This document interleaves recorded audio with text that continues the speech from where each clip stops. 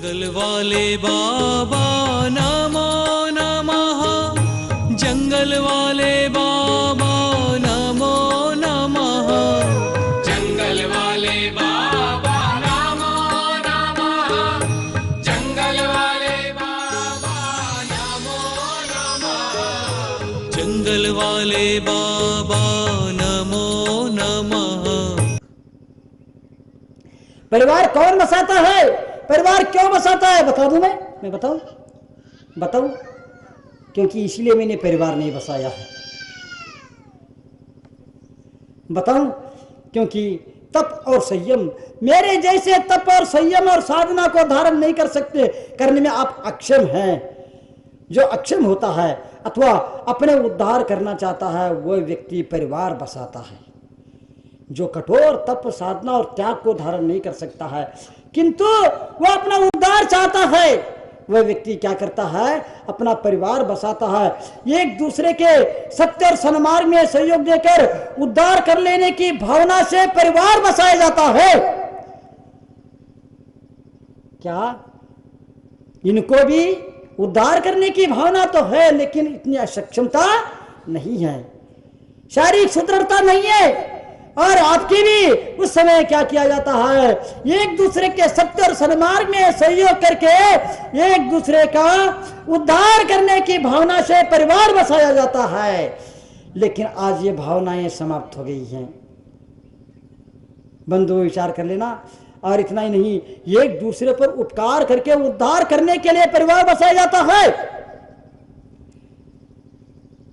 शादी करने से पहले ये पूछा जाता है तुम मेरे को संकट में साथ देंगे, हाँ मैं तुम्हें संकट में साथ दूंगा, तुम संकट में मेरे को साथ देना, और तुम मेरे ऊपर उपकार करना, मैं तुम्हारे ऊपर उपकार करूंगा। अब तो क्या हो गया, मैं तुम्हारा दुरुपयोग करूंगा और तुम मेरा दुरुपयोग करना। क्या हो गया जीवन, परिवार क्यों बचाया जा रहा है। और एक दूसरे से प्यार कर उद्धार करने का संकल्प लेकर के परिवार बसाया जाता है।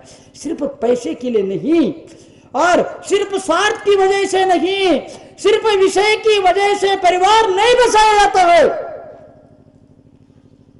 एक दूसरे पर उपकार करने के लिए, एक दूसरे पर प्यार बरसने के लिए और एक दूसरे पर उद्धार करने के लिए परिवार बसाया जाता है। बंधुओं, सिर्फ इसके लिए, स्वार्थ के लिए, पैसे के लिए, विषय के लिए ही परिवार बसाता है, बसाना तो बेकार है। वो तो उनका जीवन तो पशु के समान जीवन होता है और ऐसे व्यक्ति कभी जीने की कला सीख नहीं सकता है। स्वार्थ के लिए, पैसे के लिए और विषय के लिए ही जो परिवार बसाता है उनका उद्धार कभी हो नहीं सकता है और वह व्यक्ति कभी जीने की कला को सीख भी नहीं सकता है।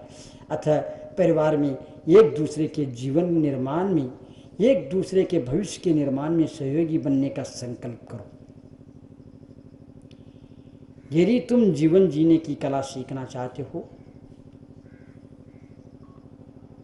हम एक दूसरे को धोखा नहीं देंगे, चाहे पति पत्नी हो, भाई भाई हो, भाई बहन हो, माता पिता हो, बच्चे बेटे हो, एक दूसरे को धोखा नहीं देंगे, एक दूसरे का दुरुपयोग नहीं करेंगे और एक दूसरे के जीवन निर्माण में और एक दूसरे के भविष्य निर्माण में सहयोग करेंगे।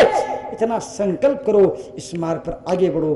तुम्हें यदि पढ़ा लिखा नहीं भी है तो तुम जीवन जीने की कला को सीख सकते हैं और अपने जीवन को सार्थक होने करने में सफल हो सकते हो। कैसा लगता है, तभी मैं समझूंगा कि तुम एक दूसरे से प्यार करते हो। कैसा परिवार है तुम्हारा, कैसा प्यार है तुम्हारा। बंधुओं, थोड़ा सा विचार कर लेना। मैं भी अपना परिवार बसाया। आपके परिवार में कितने लोग हैं?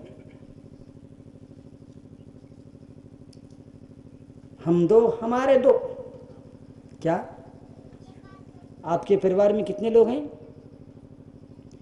पहले मैंने देखा था एक एक परिवार में 70-70, 80-80 लोग, संयुक्त परिवार, फिर भी पूरा परिवार हरा भरा, सब सुखी।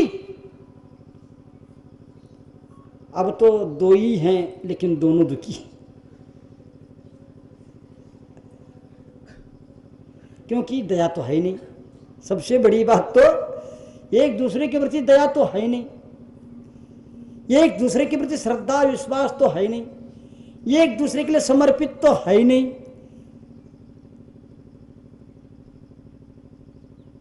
सिर्फ स्वार्थ के लिए जुड़े हम,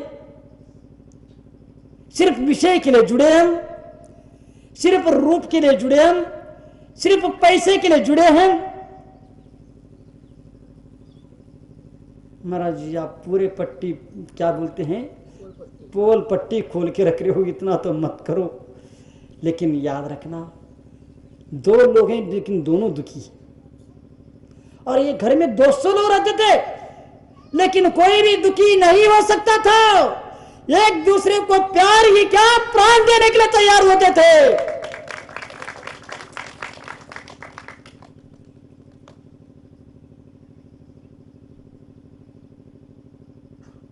कितना विचित्र लगता है।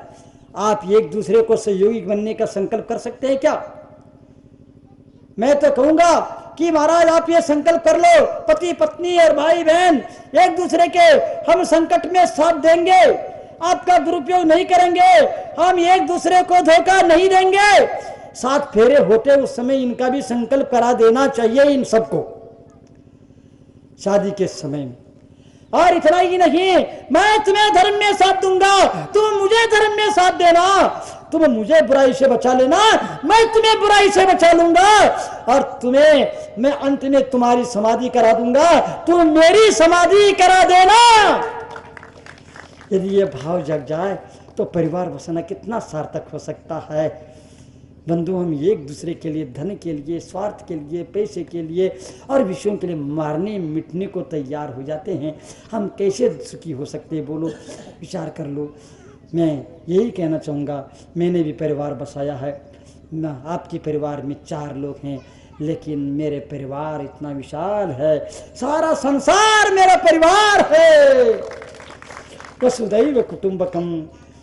हाँ महाराज जी आप पेड़ पौधे से भी प्यार करते हैं क्या? हाँ मैं चींटी से भी प्यार करता हूँ, हाथी से भी उतना ही प्यार करता हूँ, धर्मात्मा से भी उतना ही प्यार करता हूँ, और दुष्टों से भी उतना ही प्यार करता हूँ। मैं पुलिस प्रशासन से भी उतना ही प्यार करता हूँ, और पप्पू गुर्जर से भी उतना ही प्यार करता हूँ। बंधुओं सब में भगवान बनने की, परमात्मा बनने की क्षमता है। बंधु थोड़ा सा विचार कर लेना, कोई दुष्ट नहीं है, कोई दुरात्मा नहीं है। यदि अपने अपराध को छोड़ दे तो कितना बड़ा काम हो जाता है। निश्चित रूप से मैं जब पशु पक्षियों से प्यार कर सकता हूँ, चींटी से लेकर के हाथी तक प्यार कर सकता हूँ, इतना ही नहीं 4 दीवार के कारण किसी के प्रति प्यार में कमी न आ जाए, इसलिए मैं उसको छोड़ करके महल में चातुर्मास न करके जंगल में चातुर्मास कर रहा हूँ। मैं 4 दीवार तक रहूंगा सीमित, मेरे पूरे प्यार में कमी आ जाएगी। मैं इन सर्पों से प्यार नहीं कर पाऊंगा, इन पशुओं से प्यार नहीं कर पाऊंगा, इन पक्षियों से प्यार नहीं कर पाऊंगा, इन पेड़ पौधों से प्यार नहीं कर पाऊंगा, इस प्रकृति से मैं प्यार नहीं कर पाऊंगा, इस भोले लोगों से, गरीबों से मैं प्यार नहीं कर पाऊंगा, इस प्यार से, इस परिवार से वंचित रह जाऊंगा। इसलिए मैं महल को छोड़ करके जंगल में चातुर्मास कर रहा हूं। बंधुओं सिर्फ शब्द नहीं, भाव। क्या सोचें, कोई सुने समझे इससे कोई परवाह नहीं साधक को, साधक अपने मार्ग से चल रहा है, उन्हें कोई रोक नहीं सकता। कितना सुंदर जीवन है। ये भी एक जीने की कला है, ये भी एक जीने की कला है। यहाँ पर मैं सिर्फ मित्रों से नहीं, प्राणी मात्र से प्यार करने की साधना करता रहता हूँ। लोग पूछते हैं काय की साधना करते हो?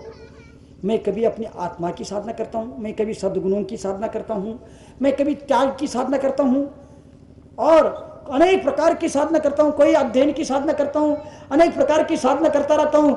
लेकिन सबसे अधिक मैं प्राणी मात्र से प्यार करने की साधना करता रहता हूँ। यहाँ पर सर्प भी आता है तो सोचता हूँ इससे मैं कैसे प्यार करूँ, शेर भी आता है तो मैं सोचता हूँ इससे मैं कैसे प्यार करूँ, दुष्ट भी आता है तो उससे मैं देखता हूँ, दया दृष्टि से देखता हूँ, लगता है कि इससे मैं कैसे प्यार करूँ।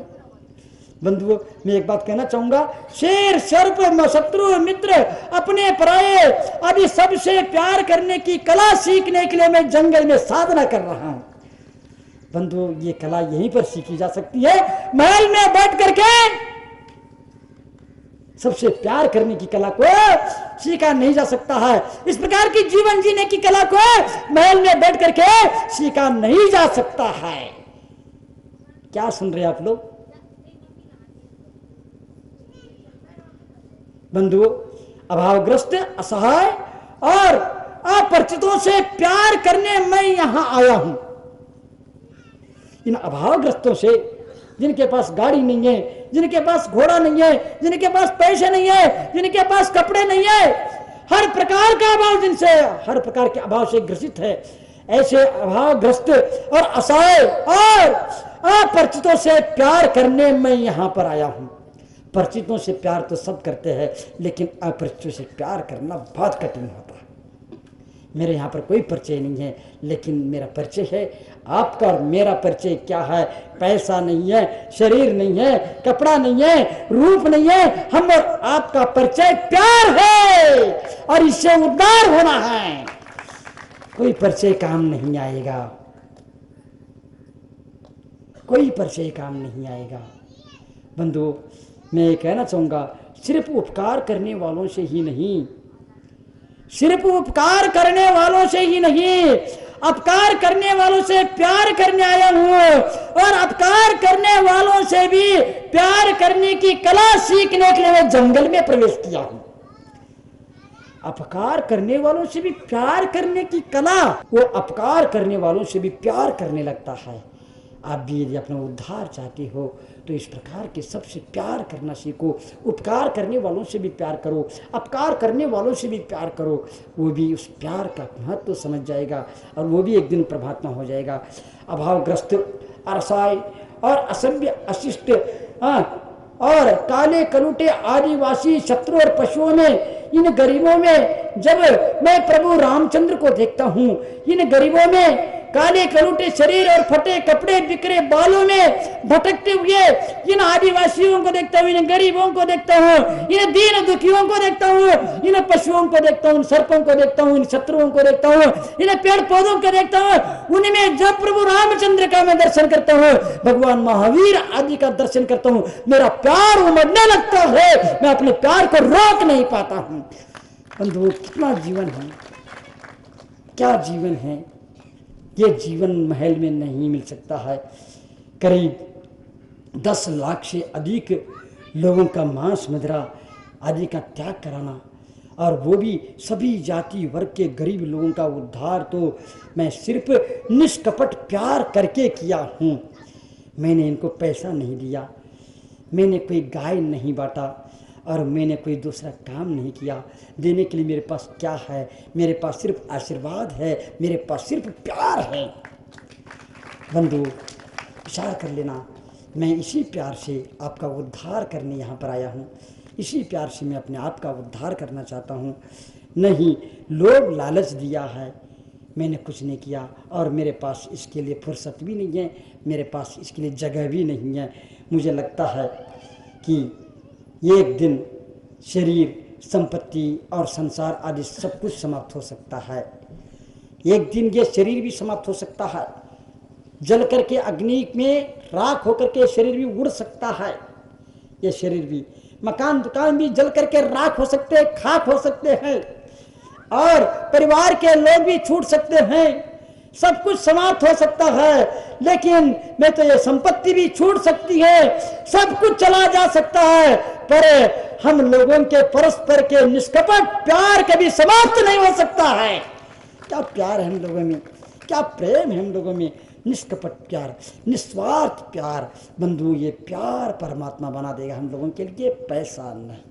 जंगल वाले बाबा नमो नमः, जंगल वाले बाबा नमो नमः, जंगल वाले बाबा नमो नमः, जंगल वाले बाबा नमो नमः, जंगल वाले बाबा